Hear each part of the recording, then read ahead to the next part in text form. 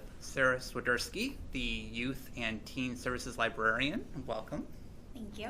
All right. Well, I swear every time I come here, there's something new or something interesting, or again, this facility is just amazing. Oh, thank you. Talk to me a little bit about your area right now. First of all, the youth and teen area, and what's going on right now, and what's the latest that the teens and youth can find here at the library. So we have a lot of different activities going on. Right now we're actually on break, but next week we will be starting doing our weekly story times, and we have them on Tuesday, Wednesday, Thursday is a special story time for 4-year-olds, and Friday. And they are all family story times, so that means multi-age groups, and it can be really wonderful to have that interaction between slightly older children and younger children. The older children show them how story time works, essentially, okay. And then the little ones pick up on it. So it's really fabulous. We also have a Halloween craft available for families to pick up. It's going to be that time of the year. Yeah, and they're very sweet little spoons you can decorate for Halloween to look like various Halloween characters, like mummies, witches, even pumpkins, or maybe something else, because kids are very creative. And the teen area, which is actually where we're sitting right now, we have our teen advisory board, which is where all teen volunteer opportunities are done through.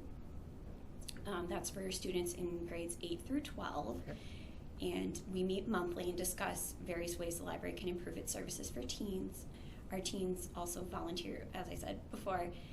They will do things like, we just had our large Halloween event. The teens were responsible for decorating the entire path. Oh, really? Okay. Yeah, it's ended up being absolutely gorgeous.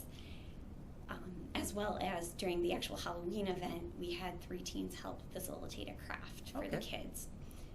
They're a remarkable bunch of students. It's great to see the teens get involved then with the younger kids as well, and again, kind of show them, as you mentioned earlier, there's always that role that they can have as far as being able to do something with other kids and other students. Exactly.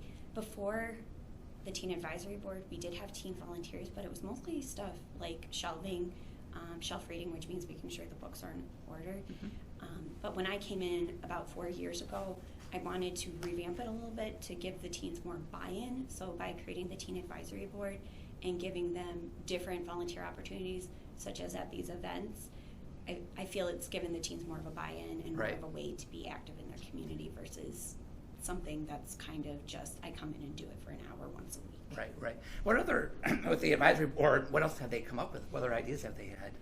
Something they've pointed out to me before is like they would like book lists updated so they can have what's called reader's advisory. So that means we kind of make suggestions as librarians to help them read. So we have a whole variety of those. I believe we have 9 of them right now. So some of the examples are stories that feature sports, historical fiction, mysteries and thrillers, and then that long genre of post-apocalyptic, apocalyptic, and dystopian books. So that's kind of some of the things.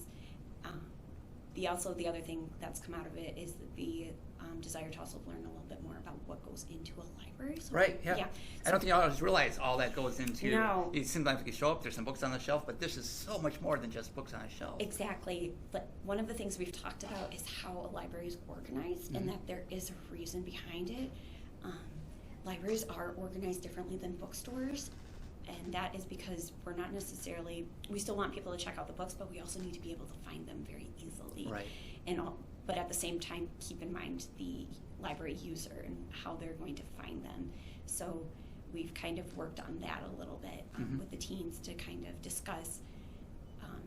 One meeting we talked about search behavior, so how people kind of like search at various things.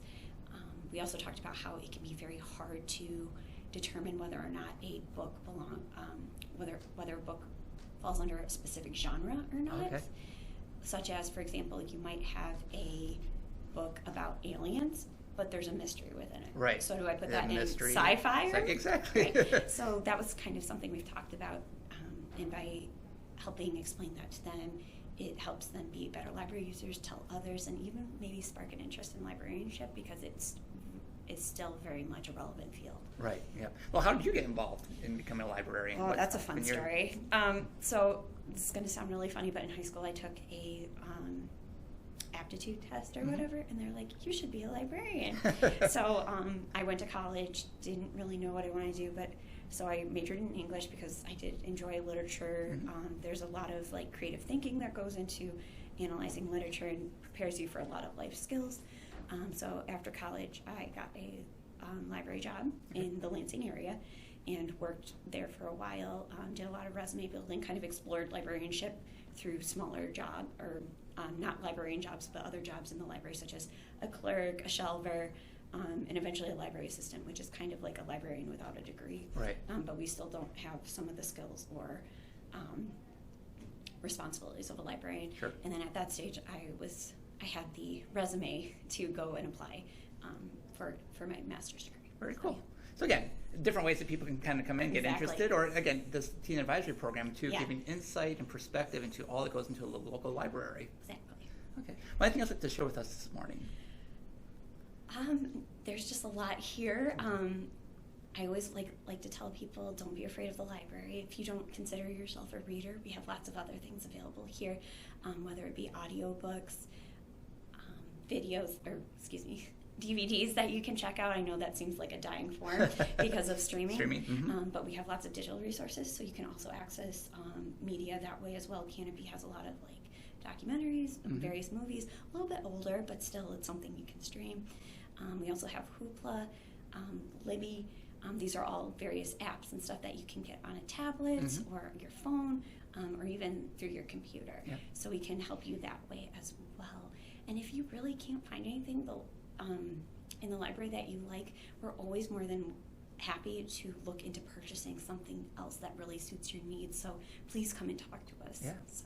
Not just a student advisory board, but a public advisory board where you can come in, give your suggestions, and exactly. And there is a form on our website where you can suggest a title or a purchase for the library. Yep. There's also, I know I just recently did this. Tomorrow I'm going to Kensington Metro Park, and I got a pass through the Michigan Pass program. Yes, the Michigan Activity Pass. So with your library card, you were able to pass.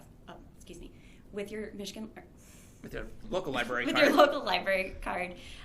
You can check out passes to various places, including Kensington Metro Park. That's one of the really popular ones. There's also other metro parks, even some museums.